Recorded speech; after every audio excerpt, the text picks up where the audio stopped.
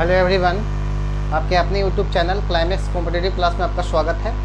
मैं आज आप लोग के सामने फिजिक्स में लिफ्ट से संबंधित क्वेश्चंस लेकर आए हैं। जैसे आप लोग पढ़ते होंगे कि जब लिफ्ट ऊपर की ओर जाता है एक समान त्वरण से, एक समान वेग से, तो व्यक्ति के भार में किस प्रकार से परिवर्तन होता है।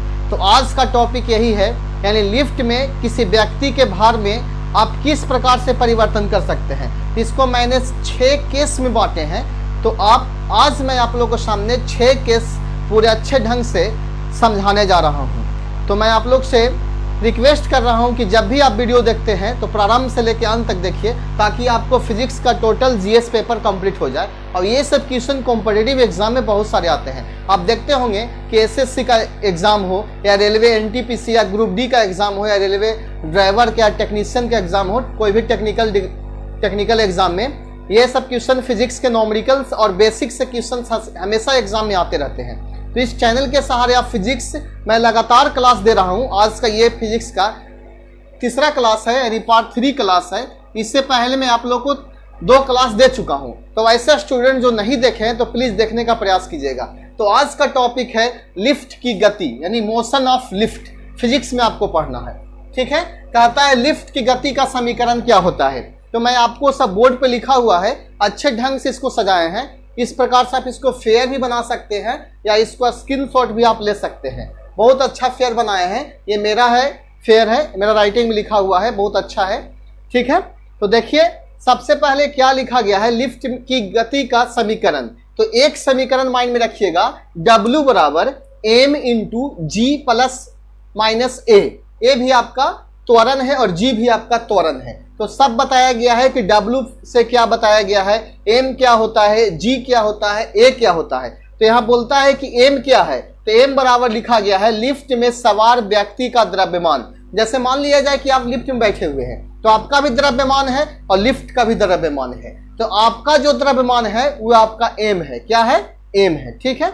और W आपका क्या है, तो लिफ्ट में सवार व्यक्ति का भार, यानी लिफ्ट में सवार व्यक्ति का भार, यानी आपका भार, जो आप लिफ्ट में बैठे हुए हैं तो आपका भार जो है से W है। और G क्या है, तो G है जो आपका गुरुत्वीय त्वरण है, और वे है आपका मशीन का त्वरण, यानी उस लिफ्ट का त्वरण जो दिया गया है वह मशीन का त्वरण आपका A दिया गया है, और G आपका गुरुत्वाकर्षण त्वरण दिया गया है, ग्रेविटी एक्सेलरेशन, ठीक है। तो आप ये M, G, A और W के बारे में समझ चुके होंगे आसानी तरीका से। अब आता है केस बाय केस। मैं आप लोग को 5 केस यहाँ बताए हैं, एक केस और बताएंगे, यानी 6 केस इसमें लिफ्ट से चलता है, ठीक है। आप धीरज बांध के पढ़िएगा, अकबकाइएगा नहीं, बहुत आसान तरीका से आपको समझ में आएगा, ठीक। मुझे सिर्फ समझा देना है।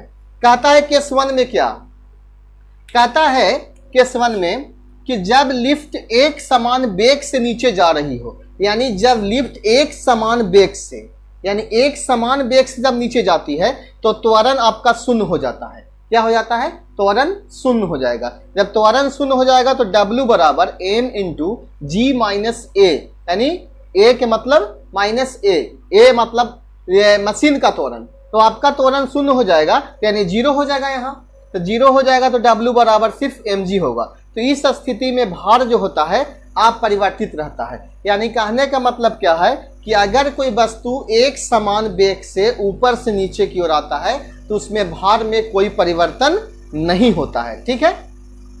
तो केस 1 आपको समझ में आ गया होगा, यानी एक समान वेग से जब कोई भी लिफ्ट नीचे ही आती है तो आपका वेग जो का त्यों रहता है। अब आता है केस 2। तो केस 2 में कहता है कि जब लिफ्ट एक समान वेग से, ध्यान दीजिएगा, इस पे ध्यान दीजिएगा, एक समान वेग से ऊपर की ओर जा रहा है, तो ऊपर की ओर जाएगा तो आपका त्वरण कितना हो जाएगा, 0 हो जाएगा। क्यों, एक समान वेग जहां भी रहे आप त्वरण शून्य कीजिए। एक समान वेग, जैसे देखिए फार्मूला होता है त्वरण बराबर v माइनस यू बट्टा टी। ये ना होता है वेग में परिवर्तन की दर को त्वरण कहा जाता है। तो एक समान वेग, यानी एक समान वेग कहने का मतलब क्या है कि v बराबर u, v बराबर क्या होगा, v बराबर u होगा। तो यहाँ v जो कहते हो और जहां v लिखल है वहां u आप बैठा दीजिएगा, तो u माइनस यू बट्टा टी, यानी 0 बट्टा टी बराबर 0। तो त्वरण क्या हो गया, 0। तो जहां आपको एक समान वेग रहेगा आप वहां त्वरण को 0 बैठाइएगा। आज के बाद ये कंफ्यूजन नहीं होगा, ठीक है। तो यहाँ 0 हो जाएगा, तो W बराबर m इंटू जी माइनस 0, तो W बराबर 0, W बराबर mg हो जाएगा। तो इस स्थिति में भी भार क्या होगा, अपरिवर्तित रहेगा। यानी कहने का मतलब क्या है कि जब पिंड एक समान त्वरण से वेग से ऊपर की ओर जाता है तो आपके भार में कोई परिवर्तन नहीं होगा। तो जब लिफ्ट एक समान त्वरण से ऊपर या नीचे होते रहता है तो आपका भार जो का त्यों रहता है, इसमें कोई डरने की आवश्यकता नहीं होती है। लेकिन जैसे ही त्वरण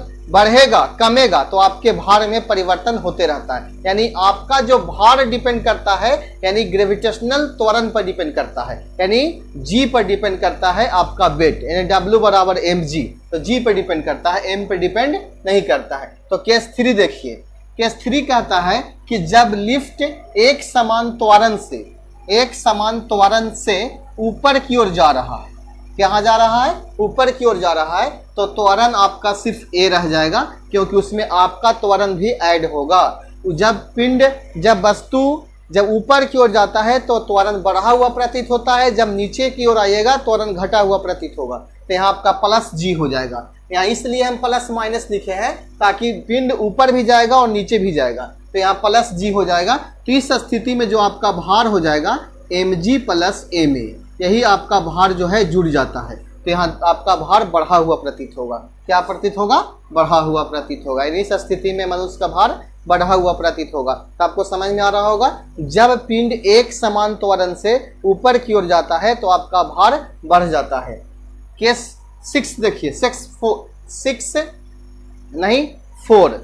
केस 4 देखिए, जब लिफ्ट एक समान त्वरण से नीचे जा रही हो, जब लिफ्ट एक समान त्वरण से नीचे जा रही हो तो इस स्थिति में क्या होता है, a बराबर त्वरण ही रह जाता है, लेकिन नीचे हो जाएगा तो माइनस में हो जाएगा, तो W बराबर mg माइनस a हो जाएगा। इस स्थिति में आपका भार जो होगा से घटा हुआ प्रतीत होगा, यानी आपका भार जो है से घट जाएगा। देखिए किस प्रकार से, ये m से गुना कीजिएगा g में तो mg, और m से गुना कीजिएगा a में तो a में, तो यही आपका भार क्या हो रहा है, घट रहा है, इसलिए आपका भार घटा हुआ प्रतीत होगा। और केस 5 में कहता है कि जब लिफ्ट का रस्सी टूट जाएगा, जब लिफ्ट का रस्सी टूट जाएगा तो आपका त्वरण गुरुत्वाकर्षण त्वरण के बराबर हो जाएगा। यानी आपका जो त्वरण दिया गया है गुरुत्वीय त्वरण के बराबर हो जाएगा। तो एक फार्मूला होता है W बराबर m into g minus a, तो एक जगह पर g बैठाइएगा तो g माइनस जी मतलब शून्य हो जाएगा। तो जब शून्य हो जाएगा तो W भी आपका 0 हो जाएगा। तो इस स्थिति में आपका भार क्या होगा, शून्य हो जाएगा। तो आपको समझ में आ रहा होगा। एक बार फिर से रिपीट कर लीजिए। केस 1 जो आपका बताता है कि जब पिंड एक समान वेग से नीचे की ओर आता है तो आपका भार जो का त्यों रहता है, और जब पिंड लिफ्ट जो है एक समान वेग से ऊपर की ओर जाता है तो आपका भार जो का त्यों रहता है। लेकिन केस 3 बताता है कि जब पिंड एक समान त्वरण से ऊपर की ओर जाता है तो आपका भार बढ़ा हुआ प्रतीत होता है, और जब पिंड यानी जब लिफ्ट एक समान त्वरण से नीचे की ओर आता है तो आपका भार घटा हुआ प्रतीत होता है। और 5 केस में बताता है कि एक भी लिफ्ट का रस्सी एकाएक टूट जाए तो क्या होगा, तो आपका भार शून्य हो जाएगा, क्योंकि आपका त्वरण और ग्रेविटेशनल त्वरण दोनों इक्वल हो जाता है, तो इन्हीं आपका वेट जो होता है शून्य हो जाएगा। ठीक है, आप मुक्त पिंड के भांति गिरिएगा। अगला जो आपका दिया गया है केस 6 में, देखिए किस प्रकार से दिया गया है। केस 6 में बताया गया है कि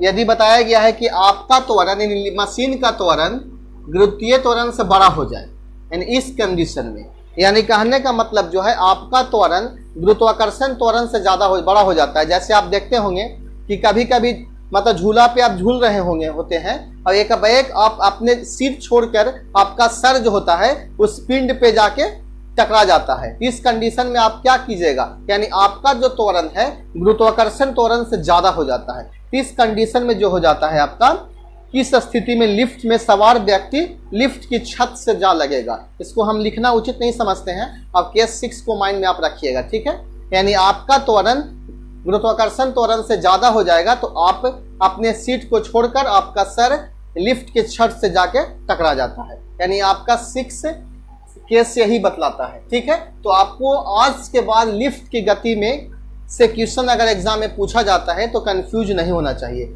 आप इसको फेयर बना सकते हैं। ये लैंग्वेज बहुत ही आसान तरीका से लिखा गया है और फॉर्मूला के साथ लिखा गया है, ताकि अगर क्वेश्चन न्यूमेरिकल्स पूछे कि अगर व्यक्ति एक समान त्वरण से ऊपर की ओर जा रहा है तो अगर मनुष्य का भार दे दिया गया हो या जी का वैल्यू दे दिया गया और उसका भार निकालने के लिए बोलता है तो आप कंफ्यूज नहीं होइएगा। इसलिए मैं फार्मूला वाइज फार्मूला बताए हैं और ये बहुत इंपॉर्टेंट टॉपिक हो जाता है एग्जाम के व्यू से, क्योंकि बहुत सारे एग्जाम में ऐसा क्वेश्चन आता है। तो प्लीज आप इसको फेयर बनाइएगा और इसको अपने से पढ़ने का प्रयास कीजिएगा। ठीक है, और इसमें से ऑब्जेक्टिव निकालने का कोशिश कीजिएगा, तो ये आपका बहुत फायदेमंद साबित होता है। ठीक है, तो आज का क्लास में इतना ही एंड कर रहा हूँ। अगर ये वीडियो आप लोग को अच्छा लगता है तो आप इस वीडियो को लाइक कीजिएगा और सब्सक्राइब करना मत भूलिएगा।